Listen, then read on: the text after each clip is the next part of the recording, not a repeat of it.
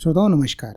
आज हमारे साथ स्टूडियो में उपस्थित हैं डॉक्टर चित्रेश चाहर। आप हृदय रोग विशेषज्ञ हैं, डीएम कार्डियोलॉजी, और पिछले 5 सालों से हृदय रोगों के क्षेत्र में आप कार्य कर रहे हैं। चित्रेश जी, सबसे पहले तो आपका हमारे स्टूडियो में बहुत बहुत स्वागत है। जी नमस्ते, धन्यवाद। डॉक्टर साहब, अभी जो मुद्दा बना हुआ है आम जन में कि कोई युवा जो है वो चलते चलते सड़क पर गिर गया, एक्सरसाइज करते हुए गिर गया, खाना खाते खाते ही गिर गया और अचानक देखा गया कि वो हॉस्पिटल ले जाने तक भी उसको मौका नहीं मिलता और उसकी डेथ हो जाती है।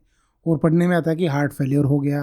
क्या कारण है कि जो हमारे युवा हैं उनमें हार्ट डिजीज़ जो है वो बढ़ रही है? जी नवीन जी, इसके काफ़ी कारण हैं आज के समय में।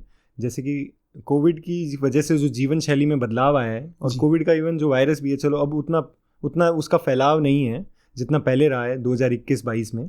बट अब कोविड की वजह से जो जीवन शैली में बदलाव आए हैं उसका इसमें काफ़ी महत्वपूर्ण योगदान रहा है। जैसे कि लोगों के डे टू डे लाइफ में तनाव काफ़ी बढ़ गया है और एक्सरसाइज का हमें उतना व्यायाम का उतना मौका नहीं मिल सका। प्लस जो खाना पीना है घर से ही लोगों ने ऑर्डर कर दिया, कोई डिलीवरी हो गई घर पे ही। तो इन चीज़ों से ये बहुआयामी चीज़ें हैं। इसमें कोई भी मैं एक फैक्टर आपको ये नहीं कह पाऊंगा अभी इस वजह से अचानक क्या हुआ। हाँ, कोविड की वजह से जो बदलाव आए जीवन शैली में वो काफ़ी बड़े थे।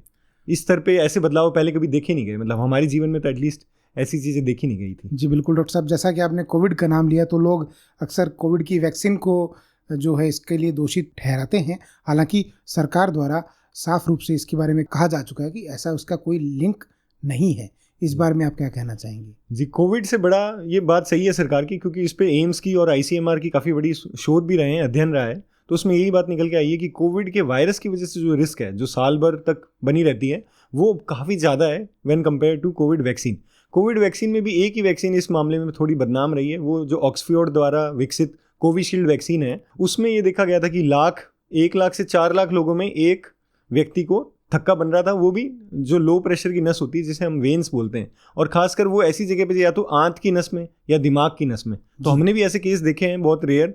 मैंने मेरे जैसे कोविड के वक्त में जो काम किया था उसमें मैंने 1 या 2 ही पेशेंट ऐसे देखे थे, मरीज देखे थे जिनका दिमाग में थक्का बन गया वेन्स में, और जिनके पेट की नस में थक्का बन गया। हार्ट अटैक का अभी तक पूरे विश्व में ऐसा कोई डेटा नहीं आया कि कोविड की वैक्सीन से हार्ट अटैक हो गया हो, ऐसा डेटा नहीं है। इस सरकार की बात से मैं सहमत हूँ इसमें। और यदि अगर इस तरह के साइड इफेक्ट जैसे आपने बताया कि क्लोट बन जाना, वो भी वैक्सीन लगने के कितने समय तक देखा जा सकता है? ये आमतौर पर ये देखा गया है कि 4 से 6 हफ्ते में ये साइड इफेक्ट जो अपने आप को मैनिफेस्ट कर देते हैं। तो और इसमें भी ये साइड इफेक्ट क्या है कि तुरंत में पहचान में लाए जा सकते हैं। जैसे मरीज द्वारा अगर सिरदर्द चालू हो रहा है तो अपने डॉक्टर को चेक कराएं। कोविड की वैक्सीन खासकर कोविशील्ड ही लगी है, तो उसमें हम 6 हफ्ते के अंदर हम भी जागरूक रहते हैं कि भाई ये जांच कर लें, जैसे CT स्कैन करके पता लगा लिया। क्योंकि ये वेन्स में थक्का बन रहा है तो उतना जोखिम भरा नहीं होता अगर आप टाइम रहते इसका इलाज करवाएं तो। डॉक्टर साहब, जो हृदय संबंधी बीमारियां हैं जिसके अंदर जन्मजात अगर कोई एबनॉर्मेलिटी हार्ट के अंदर है, या फिर जो उम्र के साथ जैसे रोग पनपते हैं, हृदय जो आघात आता है, या फिर हार्ट फेल्योर जिसको हम बोलते हैं, तो हृदय आघात और हार्ट फेल्योर में क्या मुख्य अंतर है? और जो जन्मजात हृदय बीमारियां हैं, जन्मजात हृदय बीमारियां, तो मैं बोलूँगा कि सारे अगर पूरे विश्व में सारी देशों को कंपेयर करें तो ऑलमोस्ट सिमिलर लेवल्स पे ही मिलेगी जी। अनलेस जैसे अपने बोलते हैं कि भाई दूर के रिश्ते क्लोज रिलेटिव में ही आप मैरिज हो गया जैसे, तो उसमें कंसेंग्युइनस मैरिज में क्या होता है कि आपकी जेनेटिक डिफेक्ट आने की रिस्क बढ़ जाती है।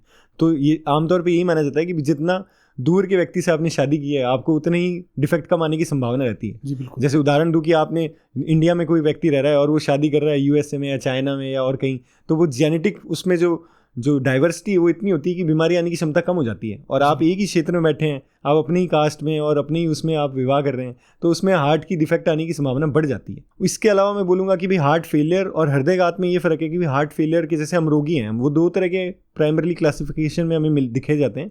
या तो जिस किसी को हार्ट अटैक रहा, हृदयघात रहा और उसने समय रहते उस चीज़ का इलाज नहीं करवाया, तो वो हार्ट फेलियर में वो तब्दील हो जाता है। और दूसरे मरीज जो हम कॉमनली देखते हैं कि जिसमें कोई भी कारण नहीं मिलता, और मुख्य तौर पर वो हार्ट की मांसपेशियों की बीमारी रहती है बिना किसी कारण के, या कभी पूर्वाभास उनको पहले कभी वायरल कोई इन्फेक्शन रहा हो, या जैसे कोई टॉक्सिन को एक्सपोजर रहा हो, जैसे कोई ड्रग्स हो गया, नशीले पदार्थ हो गए, या कोई अपने और कोई चीज़ हो गई जैसे टॉक्सिन्स हो गए, कोई दवाई हो गई, जैसे कैंसर की कुछ दवाएं हैं जो हार्ट को कमज़ोर बनाती हैं। तो ऐसे लोगों में क्या होता है कि हार्ट की मांसपेशियां प्राथमिक रूप पे कमज़ोर पड़ जाती हैं बिना कोई हृदयघात के। तो 2 तरह के बेसिकली हम मरीज़ देखते हैं हार्ट फेलियर के, जिनको पुराना हृदयघात रहा है और जिनको हृदयघात नहीं रहा है। तो इसमें फ़र्क रहता है, दवाइयों में भी, इसके इलाज में भी, आगे जो अवसर हैं, रिस्क हैं, वो भी अलग रहती हैं। तो ज़्यादातर जो हम मरीज़ देखते हैं इंडिया में दुर्भाग्यपूर्ण है कि वो हृदयाघात के बाद के वाले ही मरीज ज़्यादा देख रहे हैं। जी डॉक्टर साहब, पहले हम देखते थे कि व्यक्ति को सुना जाता था कि एक हृदयाघात आया, हार्ट अटैक आया, उसके बाद में दूसरा आया और तीसरा आया, तीसरे में जाके पता लगा कि उनकी डेथ हुई। आजकल मौका नहीं मिल रहा, क्या वजह है इस चीज़ की? जी, इसका एक कारण मैं बोलूँगा कि जैसे जीवन शैली पे ही, इसमें मैं आपको जीवन शैली का ही जवाब इसमें देना चाहूँगा। क्यों? क्योंकि पहले के मुकाबले आप देखिए कि हार्ड वर्क जो था, ज़मीन से जुड़े हुए लोग पहले ज़्यादा हुआ करते थे। आजकल हम क्या है कि शहरीकरण के चक्कर में डेस्क जॉब ज़्यादा बढ़ गई हैं, जो हार्ड वर्क है हमारा वो कम हो गया है। जो जीवन शैली में जो खान पीन की जो रेडी टू ईट फूड ज़्यादा हम काम में ले रहे हैं। पहले जोर रहता था कि हम खुद बैठ के सारा मूलभूत पदार्थों से हम वो खाना खुद तैयार करें। आज रेडी टू ईट फूड खाना बढ़ गया है, तनाव है पहले के मुकाबले काफ़ी बढ़ गया है। तो ये चीज़ें क्या कर रही हैं कि नॉर्मली जो आप जैसे एक्सरसाइज कर रहा है तो उसमें क्या होता है, नेचुरल बाईपास विकसित होने लग जाते हैं। तो आज के समय में क्या है कि बिना एक्सरसाइज करे खाना पीना ऐसा कर रहे हैं कि कम उम्र में बीमारी आ रही है। तो कम उम्र में जो आपने बात की नेचुरल बाईपास विकसित होने लगते हैं, ये किस उम्र में होते हैं? नेचुरल बाईपास इस पे निर्भर करता है कि मान लो जैसे आपको बीमारी डेवलप होनी हुई, कोई ब्लॉकेज आपके बनने लग गया है हार्ट की नसों में, तो जो व्यक्ति मेहनत कर रहा है, और एक कारण ये भी था कि भाई अब क्योंकि तनाव की वजह से बहुत जल्दी उम्र में ब्लॉकेजेस आ रहे हैं, तो जल्दी उम्र में ये विकसित नहीं हो पाते हैं। बाईपास, नेचुरल बाईपास बनने में समय लगता है। जैसे 50 साल, 60 साल, 70 साल की उम्र में किसी को ब्लॉकेज आता है, हृदयाघात आता है, तो उसमें हम देखते हैं कि नेचुरल बाईपास हृदयाघात के समय में हार्ट को एक तरह से थोड़ा सा बचाव प्रदान करते हैं। तो वो नेचुरल बाईपास उसके पहले के बने हुए हैं। हाँ जी, जैसे वो एक्सरसाइज कर रहा है, मेहनत कर रहा है, तो उस वजह से उनके नेचुरल बाईपास 50, 60, 70 की उम्र में अक्सर बन चुके होते हैं। पर आज के समय में हम क्या देख रहे हैं कि जैसे जवान लोगों में हार्ट की संभावनाएं, जो बीमारियां हैं वो बढ़ रही हैं, तो जवान लोगों में हार्ट के नेचुरल बाईपास हैं विकसित नहीं होते। तो उन लोगों में क्या है कि हार्ट जो हृदयाघात का रूप है वो सडन कार्डियक डेथ के रूप में ही प्रेजेंट करता है। मतलब उसमें कोई हमें इशारा नहीं मिलता कि इसको हार्ट की तकलीफ बन रही है, अचानक से आता है। एक में मैं आपको डेटा दूं तो हर 4 में से जो एक व्यक्ति है हृदयाघात का, वो सडन कार्डियक डेथ के साथ ही प्रेजेंट करता है। मतलब उसमें कोई पूर्व अरेस्ट या कार्डियक डेथ, कार्डियक अरेस्ट बोल लीजिए। अगर वो बचा नहीं तो वो डेथ में ही तब्दील हो गया। उसको बचा नहीं सके तो वो टाइमली हॉस्पिटल नहीं पहुंच पाया, तो उसमें वो डेथ में तब्दील हो जाता है। ऐसा कहते हैं ना कि या तो ब्लॉकेज की वजह से हार्ट पर अटैक आना और हार्ट का पंपिंग कर देना, बंद कर देना, अलग अलग है। हाँ जी, अलग है। इसमें बेसिकली हार्ट का अचानक से बंद हो जाना, उसका हृदयाघात एक मुख्य कारण है। इसके और भी कारण है, जैसे आनुवंशिक जो जेनेटिक बीमारियां हैं, जिसमें हृदय की धड़कन रिलेटेड जो संबंधी बीमारियां हैं, उसमें क्या होता है कि अचानक से धड़कन बहुत ज़्यादा बढ़ गई, 200 के पार चली गई, या धड़कन अचानक से बंद हो जाना। तो ये भी काफ़ी आनुवंशिक बीमारियां हैं जो हम समय रहते कैच नहीं कर पाते हैं, क्योंकि इसके लिए लार्ज स्केल स्क्रीनिंग प्रोग्राम की जरूरत है, जो कि इतनी बड़ी पॉपुलेशन में, इतने बड़े एरिया में संभव नहीं है दे पाना। तो ये 2 तरह के रहते हैं। बेसिकली होता क्या है कि न्यूज़ में रिपोर्ट अक्सर यही छपती है कि भाई हृदयाघात से मरा, क्योंकि पोस्टमार्टम बायोप्सी बहुत लोग नहीं करवाते हैं। तो वो कॉमन टर्म है भी, अचानक से व्यक्ति जाएगा तो गया तो हार्ट की वजह से ही है, पर उसको हृदयाघात वाकई में रहा कि नहीं रहा, वो तो ऑटोप्सी पोस्टमार्टम पे क्लियर हो पाता है। तो बहुत जो जवानी में जो लोग जा रहे हैं, मैं ये नहीं बोलूँगा सबको हृदयाघात हो रहा है, बहुत ऐसी बीमारियां जिसमें अरिदमिया यानी धड़कन का अनियमित हो जाना, उसकी वजह से भी, खासकर जो स्पोर्ट्स करते वक्त जो लोग जा रहे हैं, उसमें अरिदमिया का बहुत बड़ा फैक्टर रहता है। सारे लोग हृदयाघात से नहीं जा रहे। तो यूएस में और जो जितने भी डेवलप्ड नेशन है, वहाँ पे कम्पिटिटिव स्पोर्ट्स, आप यदि जीवन शैली बना रहे हो, आप स्पोर्ट्स को कंपटीशन में जाना चाह रहे हो, तो उनका पहले स्क्रीनिंग होता है कि भाई आपको कंप्लीट चेकअप किया जाता है कि वो जेनेटिक डिसऑर्डर तो नहीं है। तो जिस एरिथमिया की आप बात करें, उसके ज़्यादा चांसेस हैं कि वो जेनेटिक डिसऑर्डर की वजह से हो। जी, वो उसमें लगभग 90% केसेस वो जेनेटिक डिसऑर्डर्स की वजह से होते हैं, और ये मुख्य तौर पे एक्सरसाइज के दौरान अपने आप को मैनिफेस्ट करते हैं। जी बिल्कुल। हमारा जो मुख्य सवाल वो यही था कि जो श्रोता हमें सुन रहे हैं, उनमें जो हृदय रोग से संबंधित जो भय अभी बना हुआ है, उसको दूर किया जा सके। एक सवाल इससे संबंधित मैं और पूछूंगा कि फिट लोग जिनको हम देखते हैं, जनरली जिम कर रहे हैं या फिर कोई रनिंग कर रहा है, और देखने में लगता है कि ये आदमी बहुत स्वस्थ है, काफ़ी समय से एक्सरसाइज कर रहा है, योगा भी करता है, उनमें क्या वजह हो सकती है? जी, प्राथमिक तौर पे जो न्यूज़ में हाईलाइट हो रहा है, जिस पे मैं आपका इशारा लेके जाना चाहूँगा कि आजकल के जो युवा हैं वो बेसिकली जिम में मसल मास, बॉडी बिल्डिंग पे फोकस ज़्यादा है जी। इसमें अपने कार्डियक हेल्थ के संबंधी जो एक्टिविटीज़ हैं वो अलग हैं।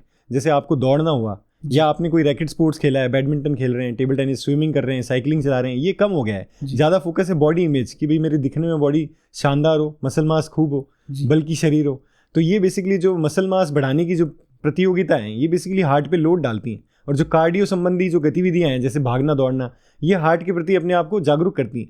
पर मैं ये भी बोलूँगा कि जो व्यक्ति काफ़ी समय से एक्सरसाइज नहीं कर रहा है, वो अपने आप को श्रेणीबद्ध तरीके से ये एक्सरसाइज चालू करें। भाई ऐसे नहीं है कि आप 6 महीने घर पे बैठे रहे, अचानक से आपको मन में आया कि मैं आज फुल एक्सरसाइज करूंगा, फुल मोटिवेशन के साथ जाएं, तो ये गलत रहता है। क्योंकि मान लो आपको अंदरूनी अगर कोई बीमारी विकसित हो रही हो, तो आपने उसको एक जगह दे दी अचानक से दस्तक देने की, तो आप श्रेणीबद्ध तरीके से अगर एक्सरसाइज कर रहे हैं अपने डॉक्टर से कंसल्ट करके, तो मैं बोलूँगा कि उसमें रिस्क नहीं है, तो इससे लोग ना घबराएं। हाँ, मसल मास पे मैं बोलूँगा कि जो जिम संबंधी एक्टिविटी है, युवाओं को मैं यही बोलूँगा कि भाई आप बॉडी वेट एक्सरसाइजेस तक पहले अपने आप को सीमित रखें, जब उसमें आप निपुण हो रहे हैं तो आप बढ़ के आगे जाएं, उसमें फिर हर्ज नहीं है। श्रेणीबद्ध तरीके हर तरह की एक्सरसाइज जो है उसको धीरे धीरे ग्रेजुअली श्रेणीबद्ध तरीके से करेंगे तो उसमें रिस्क नहीं रहेगा। जी डॉक्टर साहब, स्ट्रेस, एंजाइटी और जो नींद की कमी है वो हम देखते हैं कि हमारी जीवन शैली का हिस्सा बन चुकी है, इसका कितना रोल है हार्ट डिजीज को? जिस तनाव का बहुत बड़ा रोल है, क्योंकि अक्सर मैं मरीज से पूछता हूं तो वो तनाव को हंस के नेगलेक्ट कर देते हैं कि सर तनाव तो कोई खास नहीं है, जबकि हम अपनी भी लाइफ में देखते हैं भी तनाव किस लेवल तक बढ़ चुका है। जैसे हर चीज़ में कंपटीशन की आप बात करें, हमारे समय हमने MBBS की जब तैयारियां करी थी, आज मैं देखता हूँ कि हमसे बहुत होशियार और ब्रिलियंट बच्चे हैं, वो भी फंसे हुए हैं कि भाई कैसे निकालें एग्जाम। तो कंपटीशन बहुत बढ़ गया है, जनसंख्या में जो वृद्धि आई है उससे हर चीज़ में कंपटीशन बढ़ गया है, वही रिसोर्सेज के लिए अब ज़्यादा लोग फाइट कर रहे हैं। तो तनाव तो ऑब्वियसली काफ़ी बड़ा है और इसका श्रेय, इसका काफ़ी योगदान भी रहा है हार्ट डिजीज़ में। और नींद की कमी, आपने बहुत अच्छा पॉइंट उठाया कि बहुत लोग नींद को क्या है कि हर जगह से जो टाइम कटने की जो प्रक्रिया है वो नींद में से ही भरपूर की जाती है कि भाई आज आपको काम ज़्यादा करना है तो क्या चीज़ कम होगी? नींद। आप तो नींद सबसे पहले छोड़ी जाती है और इस पर लोगों का बहुत जगह फोकस नहीं जाता। खासकर मैं गृहिणियों की बात करूँ, महिलाओं की, तो महिलाओं में हार्ट की डिजीज़ बढ़ने का जो योगदान रहा है वो नींद को रहा है, क्योंकि गृहिणियों को बच्चे को संभालना है, ड्यूटी पे भी जाना है, तो उनके लिए काम का समय इतना कम रह जाता है, तो वो बेसिकली जो नेगलेक्ट होती है चीज़ वो नींद होती है। तो महिलाओं में क्योंकि स्मोकिंग भी नहीं है, कोई नशीली पदार्थ भी नहीं है, और महिलाओं में काम में भी व्यस्त रहती हैं, भाई घर भी संभाल रही हैं, ड्यूटी पे भी जा रही हैं, तो महिलाओं में बढ़ने का एकमात्र कारण मैं बोलूँगा तनाव के अलावा नींद की कमी है। ये काफ़ी अच्छा पॉइंट आपने उठाया। हम रेगुलर प्रैक्टिस में भी देखते हैं कि लोग अक्सर नींद को नेगलेक्ट। कितनी नींद आपके हिसाब से स्वस्थ हृदय के लिए आवश्यक होती है? तो इसमें इसको कैटेगराइज करने में नहीं चाहूँगा। बेसिकली कई लोग हैं वो 6 घंटे में भी अपने आप को स्वस्थ महसूस करते हैं कि भाई मुझे नींद भरपूर हो गई है, तो आप इसमें अपने हिसाब से कर सकते हैं। पर जनरली जो स्टडीज़ हुई है उसमें जो डेटा है 6 से 8 घंटे का, भी कई लोगों को 8 घंटे में रिफ्रेश फील करते हैं, कई लोग 6 घंटे में भी रिफ्रेश फील करते हैं। और जैसे जैसे उम्र बढ़ती है नींद की जो नेचुरल है अवधि है वो घटती जाती है। तो जो बूढ़े वृद्ध लोग हैं उनमें 5 घंटे में भी अपने आप को रिफ्रेश फील करते हैं। तो नींद का बस यही बोलूँगा कि, और जैसे कई लोग दिन की नींद पे बढ़ावा देते हैं, तो दिन की नींद में बोलूँगा सीमित ही लें तो बढ़िया है, क्योंकि 1 घंटे में अगर आपको वो पावर नैप टाइप लें, आपकी रिचार्ज हो गए। दिन की नींद ओवरऑल क्या है, लंबी नींद होगी, वही हेल्प करेगी। छोटे छोटे टुकड़ों में ली हुई नींद आपने टुकड़ों में मान लो 2-2 घंटे करके आपने 8 घंटे कर लिए, वो बेनिफिशियल नहीं रहती है। नींद की हम बात करें, क्या नींद जो है वो हार्ट को स्वस्थ रखती है या उसको रिकवरी कराती है, बॉडी को रिकवर करती है? नींद का क्या योगदान है? तो नींद का बेसिकली इसमें अपनी इंद्रियां होती हैं 2 तरह की, एक हार्ट पे ब्रेक लगाती हैं, एक हार्ट को एक्टिवेट करती हैं। तो नींद कम लेने से हार्ट को एक्टिवेट करने वाली इंद्रियां हाइपर एक्टिव हो जाती हैं। तो एक तरह का वो तनाव ही है जो स्ट्रेस पे, जो हार्ट पे तनाव बना के रखती हैं। तो हार्ट कॉन्स्टेंटली तनाव के क्षेत्र में रहेगा तो वो एक दिन ब्रेक थ्रू होना ही है उसमें। इस तनाव को कम करने के लिए आप कोई और सुझाव देना चाहेंगे? तनाव के लिए योगा बहुत अच्छी चीज़ है, और फिजिकल एक्टिविटी मैं बोलूँगा। बहुत लोगों को योगा आज भी, जैसे बॉयज़ हैं, जेंट्स हैं, उनको लगता है यार योगा तो थोड़ा फ्लेक्सिबिलिटी और फीमेल्स के लिए और इनके वृद्ध लोगों के लिए ज़्यादा है, भाई हम जवान हैं, हम तो एक्सरसाइज करेंगे, भागेंगे, दौड़ेंगे, जिम करेंगे। तो योगा का तनाव करने में बहुत अच्छा योगदान है। पर उसके अपार्ट में बोलूँ तो योगा का हार्ट पे तनाव से अगर हट के बात करें तो उसमें बहुत ज़्यादा योगदान नहीं रहेगा। अगर आपको तनाव है, ब्लड प्रेशर जैसे किसी का बढ़ा रह रहा है, तो योगा, किसी की बैठे बैठे धड़कन 110 चल रही है, तो उन लोगों को मेरी राय रहती है कि भाई आप योगा स्टार्ट करिए, और उससे आपको जरूर उसमें बेनिफिट मिलेगा ही मिलेगा। जी बिल्कुल। डॉक्टर साहब, जो डाइट और हमारा न्यूट्रिशन है उसका बहुत बड़ा हिस्सा जो है हमारी ओवरऑल हेल्थ को जो है वो इफेक्ट करता है। और विशेष रूप से अगर हम बात करें हार्ट की, तो जो हम तेल, घी या फिर जो चिकने पदार्थ जो भी हम यूज़ करते हैं वो किस प्रकार हार्ट को जो है इफेक्ट करते हैं, ये बताइए। तो इसमें काफ़ी भ्रांतियाँ हैं, खाने को लेके काफ़ी भ्रांतियाँ हैं जो आजकल नेट पे भी फैलाई जा रही हैं। लोगों में भी काफ़ी असमंजस है, अभी क्या ना खाएं, क्या खाएं। सोशल मीडिया पे हम आज देखते हैं कि ये नहीं खाना, अगले दिन उसी का आ रहा होता है कि ये खाना है, ये ठीक प्रूव कर दिया गया है। तो खाने को लेके मेरी जो कॉमन राय जो लोगों को रहती है कि भाई आप संपूर्ण होल फूड्स लें, है ना, और कंप्लीट डाइट लें। ऐसे नहीं है कि एक चीज़ को रामबाण इलाज बना लिया, अभी लहसन है तो मैं पूरे दिन बैठ के लहसन ही खा रहा हूँ कि मेरे को हार्ट से बचना है। ऐसी चीज़ नहीं है, हर चीज़ की अपनी इंपॉर्टेंस है।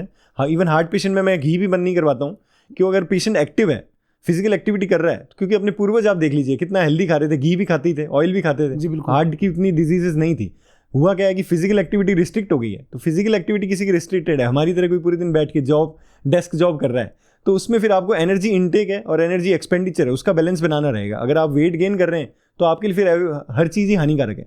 तो पहली चीज़ तो अपने को जो ध्यान रखनी है कि वेट ना बढ़े। आप जितनी एक्सरसाइज कर रहे हैं तो आपको अलाउड है, घी भी खाना अलाउड है, ऑयल भी खाना अलाउड है, क्योंकि हर चीज़ की अपनी इंपॉर्टेंस है डाइट में। कोई भी चीज़ ऐसी नहीं है कि मतलब रिसर्च में भी ऐसी एक की दुक्की चीज़ ही आई है जो क्लियरली प्रूवन है कि ये हार्मफुल है। जैसे कि ट्रांस फैट का उदाहरण दूँ तो ट्रांस फैट के प्रति सरकारें काफ़ी सचेत रही हैं, और उन्होंने आजकल जो फूड लेबलिंग है उसमें आप ट्रांस फैट देखेंगे अलग से लिखा हुआ रहता है। तो ट्रांस फैट, पाम ऑयल हो गया, ऐसी चीज़ें हैं जो क्लियरली प्रूवन है कि these are detrimental to health. तो ये चीज़ें तो मैं आपको सही बोलूँगा कि भाई इनसे तो दूर ही रहें, और कोशिश करेंगे जितना, जैसे प्रधानमंत्री जी भी मिलेट्स पे काफ़ी जोर दे रहे हैं, वो बहुत अच्छी चीज़ है। राजस्थान में आप देखें तो सबसे ज़्यादा मिलेट का आज के समय में योगदान है। साउथ इंडिया में भी आप देखें, तमिलनाडु, कर्नाटका, मिलेट्स को लेके बाजरा, हमारे पूर्वज मिलेट से खाते थे। तो मिलेट्स गेहूं से ये देखने को आया कि ग्लूटेन की वजह से, गेहूं की वजह से काफ़ी, क्योंकि वो ईजी टू डाइजेस्ट फूड है, तो वो शुगर के मरीज में भी हानिकारक है।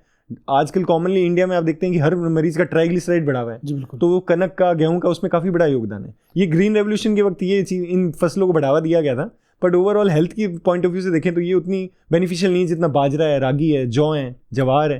प्रोसेस्ड और पैकेज्ड फूड जो है, और फास्ट फूड की अगर हम बात करें, जैसे हम देखते हैं कि बच्चे भी बहुत लालायित होते हैं इनको खाने के लिए, इनका हार्ट पर कितना असर पड़ता है, और अगर कोई छोटी उम्र से मान लो बच्चे ही अगर इसको खा रहे हैं तो फ्यूचर में जाकर उनको कितना नुकसान इसका हो सकता है। जी, ये भी काफ़ी अच्छा पॉइंट उठाया आपने कि फास्ट फूड किसको बोलना चाहिए। पहले तो मैं उसको परिभाषित करना चाहूँगा फास्ट फूड, क्योंकि लोगों को लगता है कि मैकडॉनल्ड्स जाना, बर्गर खाना, यही फास्ट फूड है। फास्ट फूड की श्रेणी में आप नॉर्मली, जो हम लोग गाँव से भी आते हैं, मैं उनसे पूछता हूँ नाश्ता क्या करते हैं, तो चाय बिस्किट, चाय रस्क। तो ये बिस्किट और रस्क भी मैं तो इनको जंक फूड की श्रेणी में ही डालता हूँ, क्योंकि इसको पचाने में, जिस भी चीज़ को शरीर को पचाने में जोर नहीं आया, उस चीज़ को वो बेसिकली हानिकारक ही साबित होगी अपने लिए। शुगर का बनाने में भी जोर नहीं है, हाँ, जिसको बनाने में भी जोर नहीं है, पचाने में भी जोर नहीं है, वो चीज़ें जंक फूड की श्रेणी में। सिर्फ आपको इसको बर्गर और पिज्ज़ा की श्रेणी में ना रखें। तो बिस्किट भी मैं बोलूँगा, बिस्किट क्योंकि मैदे से, अधिकतर बिस्किट है वो मैदे से बने, पिज्ज़ा और ये सारी चीज़ें क्या है, जंक फूड की श्रेणी में आएंगी, जिस भी चीज़ को पचाने में जोर ना है। तो ये बहुत अच्छी चीज़ उठाई। दूसरी आपने बात करी कि बचपन में जो चीज़ आई है उसका असर हमें, मान लो कोई बच्चा है 10 साल का, वही चीज़ें खा रहा है, तो उसमें इन चीज़ों का हानिकारक असर हमें देखने के लिए भी 50 साल, 60 साल, 70 साल उसके जीवन में बचे हैं। वही चीज़ आप 70 साल की उम्र में खा रहे हैं, तो उसका हानिकारक इफेक्ट तो आप उतना देख नहीं पाएंगे, क्योंकि आगे ज़िंदगी 10 साल, 15 साल बची है। तो बहुत मरीज मेरे पास ऐसे आते हैं जिनको 75 की उम्र में हार्ट अटैक पड़ा है, और वो चिंतित हैं कि भाई उनका घर वालों ने सब खाना पीना बंद करा दिया। तो मैं उनको यही सलाह देता हूँ कि आज के समय में आप कुछ खाने पीने में बदलाव लाएंगे, उसका असर देखने में आपको 7-8 साल लगेंगे। तो जो वृद्ध लोग आते हैं उनको हम खाने पीने में परेशान नहीं करते हैं कि भाई आप घी भी ले लो थोड़ा बहुत, क्योंकि उसका असर हमें दिखेगा 7-8 साल में। क्वालिटी ऑफ लाइफ खराब हो रही है, उन लोगों ने जीवन भर उस चीज़ को एंजॉय किया है, अब आप उनको बंद करवा रहे हैं तो वो बहुत परेशान हो जाते हैं। उसका स्ट्रेस उनको अलग से होता है। तो बचपन में ये चीज़ों पे ज़्यादा ध्यान दिया है तो अपने ज़्यादा इम्पैक्ट डाल पाएंगे सोसाइटी में। तो ये आपने बहुत ही अच्छा पॉइंट उठाया। जी, साल्ट एंड शुगर कंजप्शन की बात करें हम, ये भी क्या है कि देखते हैं जितने भी प्रोसेस्ड फूड है इनमें अधिक मात्रा में जी, तो सही बात है। इसका क्या असर पड़ता है? तो सॉल्ट और शुगर, मैं ऐसे हर चीज़ रिस्ट्रिक्ट नहीं करना चाहूँगा, नहीं तो लोगों को लगेगा यार डॉक्टर्स तो सब कुछ ही बंद करा देते हैं। तो सॉल्ट और शुगर का मैं बोलूँ तो जो प्रूवन रोल है वो, जैसे अगर कोई बीपी का मरीज है तो मैं उसको अवश्य कहूँगा भी सॉल्ट कम से कम लें। हेल्दी मरीज है, हेल्दी पर्सन है जिसको कोई बीमारी नहीं है, तो सॉल्ट पे मैं उनको ऐसे हर चीज़ पे रोक टोक करना भी सही नहीं रहेगा। और अगर कोई हेल्दी है उसका सॉल्ट कंजम्पशन ज़्यादा है तो क्या उसको बीपी हो जाएगा? भाई ऐसा देखने को आया है लॉन्ग टर्म स्टडीज़ में कि जिनका सॉल्ट इंटेक ज़्यादा है उनको 50, 60, 65, 70 की उम्र में, मतलब और लोगों के मुकाबले उनको बीपी 5 साल, 7 साल, 10 साल पहले होएगा। ये बात सही है। पर जो 30 साल का व्यक्ति है उसको मैं नहीं बोलूँगा कि भाई एक्स्ट्रा अपना आउट ऑफ द वे जाके आप नमक हर चीज़ में कम करने की कोशिश करें, क्योंकि नमक बेसिकली आप पूरे दिन का देखें तो 3-4 ग्राम नमक भी पूरे दिन में अपने को हानि नहीं पहुँचाता। हार्ट पेशेंट ये जिनमें हम बोलते हैं भी 1-1.5 ग्राम तक ही आप नमक अपना सीमित रखें। बाकी लोगों में हम नमक पे उतनी टाल नहीं करवाते हैं। बीपी का मरीज हुआ या हार्ट फेलियर का मरीज हुआ, उसी में नमक को हम सीमित करते हैं। शुगर की बात सही है, क्योंकि हम पर्सनली, मैं डॉक्टर्स को जैसे मैं बात करूं तो हम शुगर जहाँ पे भी हो सके अवॉइड करते हैं। जैसे कॉफ़ी भी ली तो विदाउट शुगर ले ली, क्योंकि शुगर की हानि है। पर मैं ओवरऑल पॉपुलेशन की बात करूं, जो नॉर्मल जनसंख्या जो लोग हैं उनको मैं शुगर बंद करने की सलाह नहीं दूंगा। अगर डायबिटीज़ नहीं है तो, अगर अपना वेट आप वॉच कर रहे हैं, आपका वजन नहीं वृद्धि हो रही है वजन में, तो मैं बोलूँगा कि आप सीमित मात्रा में शुगर ले सकते हैं। और शुगर की बजाय जैसे हेल्दी अल्टरनेटिव्स हैं कि आप शुगर की बजाय आपने खजूर ले लिए, तो खजूर में जो चीनी है वो फाइबर के साथ मिक्स्ड है। शुगर और जो गुड़ है, हाँ गुड़ हो गया, जैसे गुड़ में भी फायदा है, क्योंकि बहुत आयरन की डेफिशिएंसी हम इतना कॉमनली देख रहे हैं हमारे क्षेत्र में कि आयरन लोग अब बाजरे से दूर हो रखे हैं, गुड़ से दूर हो रखे हैं, तो आयरन की कमी भी पूरा करते हैं। और गुड़ में क्या है, और भी बेनिफिशियल पदार्थ हैं जो अपने को पाचन में मदद करते हैं, वो चीनी से रहित हो चुके होते हैं, चीनी से हट चुके होते हैं। खजूर हुआ, गुड़ हुआ, ये चीज़ें बेनिफिशियल है कंपेयर टू शुगर। तो शुगर की बजाय मैं बोलूँगा इनको अपनी डाइट में इनकॉर्पोरेट करें। कुछ डाइट्स जो हैं ट्रेंड्स में है, जैसे इंटरमिटेंट फास्टिंग या फिर वाटर फास्टिंग जिसको हम बोलते हैं, ये हार्ट हेल्थ को किस तरह से सुधारती है या कोई नेगेटिव इम्पैक्ट है, या आप कहेंगे न्यूट्रल है? तो ये डिपेंड करता है भी किसको सलाह दी जा रही है। अगर कोई व्यक्ति है जिसका वजन बहुत ज़्यादा है तो उसमें ये डेफिनेटली इसमें ये बहुत बेनिफिशियल रहती है जी। क्योंकि जिनका वजन ज़्यादा है उनमें पाया गया कि इंटरमिटेंट फास्टिंग, पहली बात तो इंटरमिटेंट फास्टिंग क्या है, जैसे बहुत मैं आमतौर पे लोगों से पूछता हूँ तो जो मुझे जवाब मिलता है कि मैंने नाश्ता करना छोड़ दिया, तो वो इंटरमिटेंट फास्टिंग नहीं है, वो आलस की निशानी है। भी नाश्ता ऐसी चीज़ है जो सबसे इंपॉर्टेंट मील है आपके दिन का, तो नाश्ता को मिस करना is not intermittent fasting. Intermittent fasting के जैसे मैं कुछ उदाहरण दूँ आपको कि आपने सिर्फ जब अपना सूर्योदय से सूर्यास्त तक जो खाया है वो इंटरमिटेंट फास्टिंग मान सकते हैं। जैसे ही सूर्यास्त हुआ आपने अपना खाना रोक दिया कि भाई अब मैं नहीं खाऊंगा, रात को पानी से ही काम चलाएंगे, वो इंटरमिटेंट फास्टिंग का एक बहुत ही सुनहरा उदाहरण है। तो बट ऐसे लोग कॉमनली मुझे कम ही मिलते हैं। ज़्यादातर लोग जो इंटरमिटेंट फास्टिंग अपने आप को बोल के कर रहे होते हैं वो ब्रेकफास्ट मिस कर रहे होते हैं, वो बिल्कुल ही हानिकारक है। तो इंटरमिटेंट फास्टिंग में बोलूँगा जिनका वजन ज़्यादा है उनके लिए बहुत ही बेनिफिशियल है, स्टडीज़ द्वारा, शोध द्वारा, अध्ययन द्वारा ये प्रूवन है। और उन लोगों में इंसुलिन की सेंसिटिविटी भी बढ़ाता है, हार्ट के जो मार्कर्स हैं जैसे कोलेस्ट्रॉल हुआ उसमें भी डाउन लेके आता है। बट नॉर्मल लोगों को मैं बोलूँगा कि इंटरमिटेंट फास्टिंग अगर वजन ठीक है तो उसका अभी तक प्रूवन बेनिफिट नहीं है। सिर्फ जो बेनिफिट मिला है वो हमें जांचों में मिला है, जो हार्ट की जो मार्कर्स हैं, जो जांचें हमें दिखाती हैं कि हार्ट की हेल्थ कैसी है, उसमें डेफिनेटली थोड़ा सुधार आ रहा है। पर जो ज़्यादातर अध्ययन है वो दीर्घकालिक ही है, लंबा अध्ययन हुआ नहीं इस पर नॉर्मल लोगों में। तो नॉर्मल लोगों के लिए मेरी कोई ठोस सलाह नहीं रहेगी, जिनका वजन ज़्यादा है उनके लिए डेफिनेटली बेनिफिशियल है। कुछ जो सुनने में आता है कि जो लॉन्ग टर्म फास्टिंग है जैसे 72 आवर्स तक की, ऑटोफेजी वगैरह जो वो डेवलप करते हैं उससे बताते हैं कि रिपेयरिंग होती है बॉडी में, ऐसा कुछ है? ऑटोफेजी की जो स्टडीज़ हैं वो ऑब्वियसली वो लैब्स तक ही सीमित हैं, वो एनिमल टिश्यूज़ पे की गई हैं। तो उसमें देखा है कि इंटरमीडिएट फास्टिंग अगर आप दिन में 12 से 18 घंटे भी अगर आप फास्टिंग करें तो उसमें भी ऑटोफेजी एक्टिव हो जाती है। उसके लिए आपको 72 घंटे जाने की जरूरत नहीं है। और किन के लिए हानिकारक है ये जरूरी बात है कि भी शुगर का मरीज है, थायराइड का मरीज है, उसमें इंटरमीडिएट फास्टिंग हानिकारक भी हो सकती है। तो जिसको शुगर नहीं है और वजन ज़्यादा है उनके लिए प्राइमरीली मैं बोलूँगा इंटरमीडिएट फास्टिंग रामबाण इलाज आप कह सकते हैं। पर जिसको शुगर है उसको अपने डॉक्टर से बगैर कंसल्ट किए ये फास्टिंग ना शुरू करें, क्योंकि उनका फिर दवाइयों का तालमेल उसी हिसाब से बैठाना पड़ता है। जी बिल्कुल। हम आपसे डॉक्टर साहब ये जानना चाहेंगे कि हार्ट अटैक या फिर हृदय संबंधी रोग किसी में डेवलप हो रहे हैं, उसके इनिशियल सिम्टम्स उसको क्या देखने को मिलेंगे, चाहे वो 20 की उम्र में हो, 30 में हो या 40 में हो? जी। तो इसके जो सबसे जो अति शीघ्र हमें जो सिम्टम्स देखने को मिलते हैं वो है कि कोई भी एक्सरसाइज करते समय हमारा भारीपन आना छाती में या सांस फूल जाना। तो अगर कोई व्यक्ति एक्सरसाइज नहीं कर रहा है तो हमारे पास सीधा हृदयघात लेके ही आता है। जो लोग एक्सरसाइज कर रहे हैं उनको थोड़ा वार्निंग मिल जाती है कि भाई, जैसे कोई डॉक्टर ही, मैं आपको उदाहरण दूँ, हमारे एक डॉक्टर साहब थे जो सीढ़ियाँ चढ़ने पे सांस फूलने लगा, वो अस्थमा दमा के भी मरीज थे, बट उन्होंने इसको दमे से कोरिलेट नहीं किया, जांचें करवाई तो उनके ब्लॉकेज निकला है। तो सबसे पहले जो इनिशियल सिम्टम्स जो लोग इग्नोर करते हैं, हमारे पास हार्ट अटैक हृदयघात लेके आते हैं, जो उनको 5-6 दिन से पहले आप पूछो तो वो बोल रहे होते हैं कि डॉक्टर साहब मेरे को चलने पे सांस फूल रहा था, मैंने ध्यान नहीं दिया, या चलने पे मेरे को भारीपन तो आ रहा था थोड़ा, मैंने गैस को या तेजाब की प्रति उसको मैंने वो लक्षण मान लिए।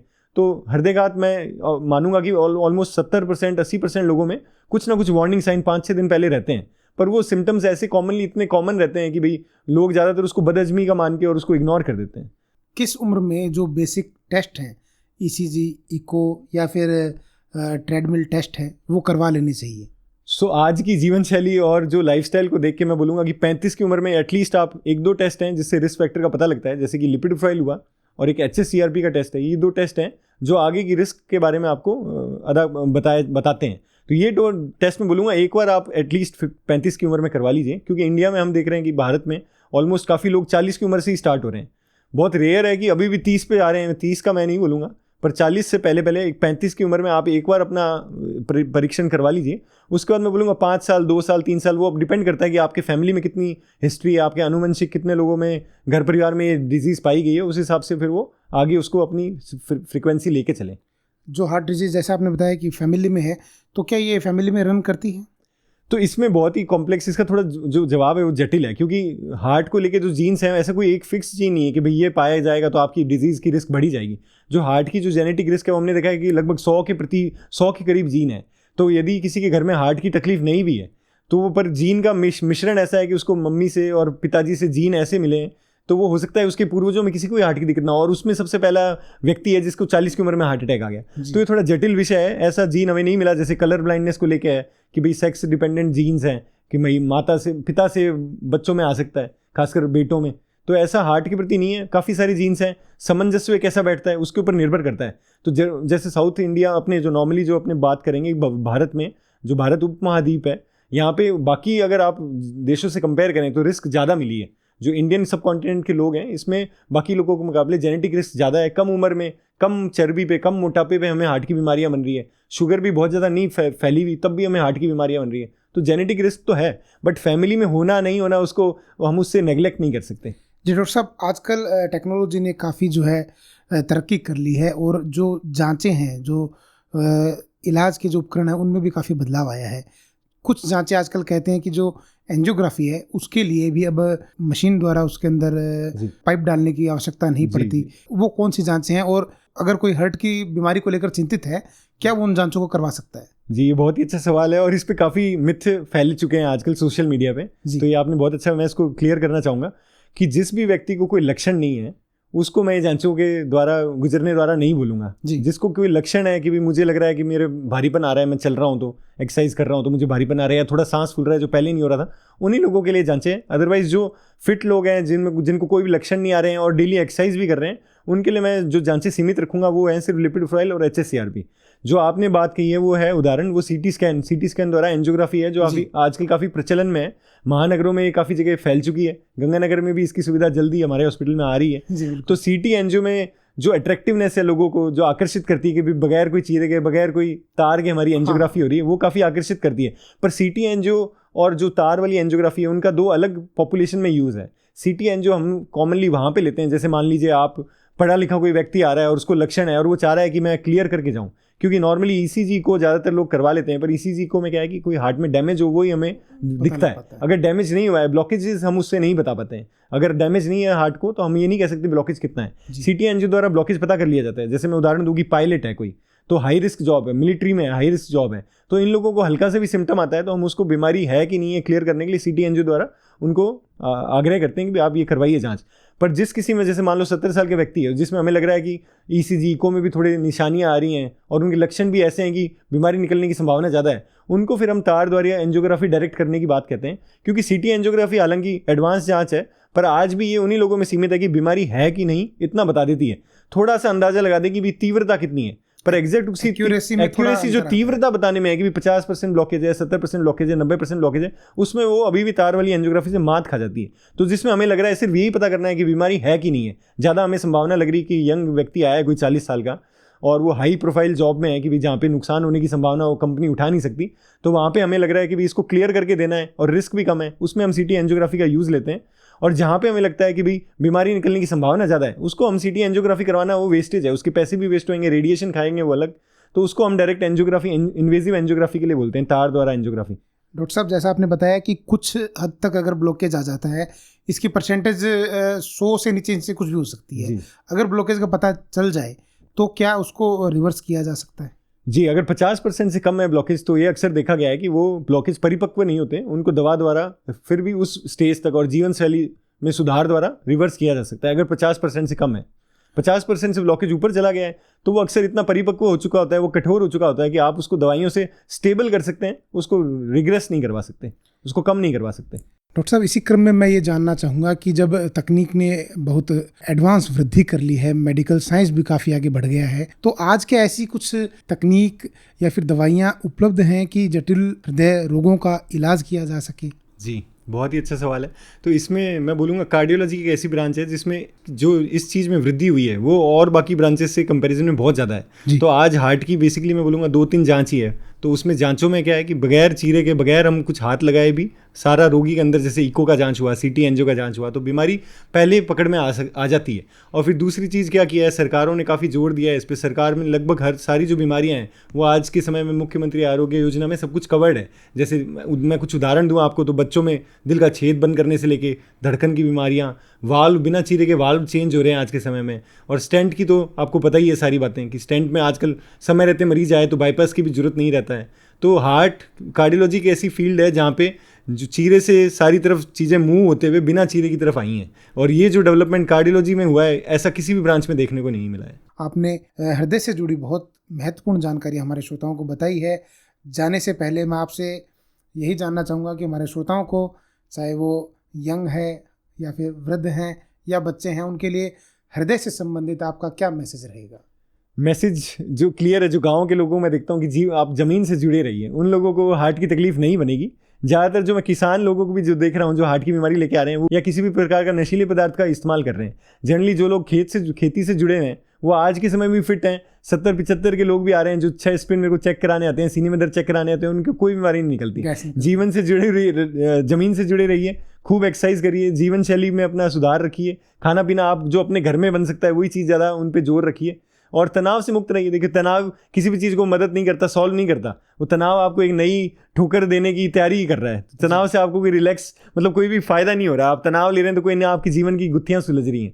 तनाव से दूर रहिए, खाना पीना अपना देसी जो पहले जो खाना रहता था वैसे रहिए। घी वगैरह मना नहीं करता है, आप वर्जिश कर रहे हैं, एक्सरसाइज कर रहे हैं तो घी भी ले सकते हैं। तो बस ज़मीन से जुड़े रहिए तो हार्ट की बीमारी नहीं बनेगी। बिल्कुल डॉक्टर साहब, आपने बहुत ही कम शब्दों में बता दिया कि किस प्रकार हम हमारे हृदय को स्वस्थ रख सकते हैं। डॉक्टर साहब, आप स्टूडियो में आए, हमारे श्रोताओं को इतनी महत्वपूर्ण जानकारियाँ दी, आपका बहुत बहुत धन्यवाद। जी धन्यवाद जी।